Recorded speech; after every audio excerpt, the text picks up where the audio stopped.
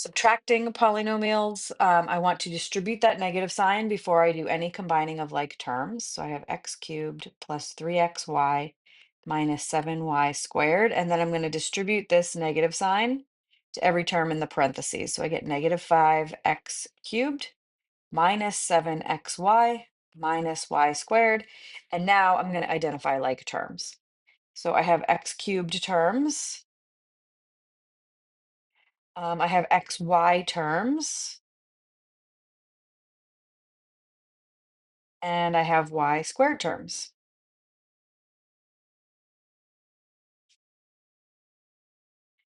Okay, so now I combine them. X cubed minus 5x cubed is negative 4x cubed. 3xy minus 7xy is negative 4xy.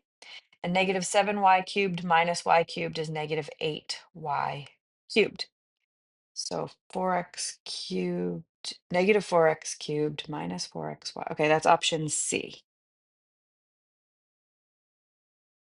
Oops, just noticed I wrote a cubed there. That's supposed to be a squared.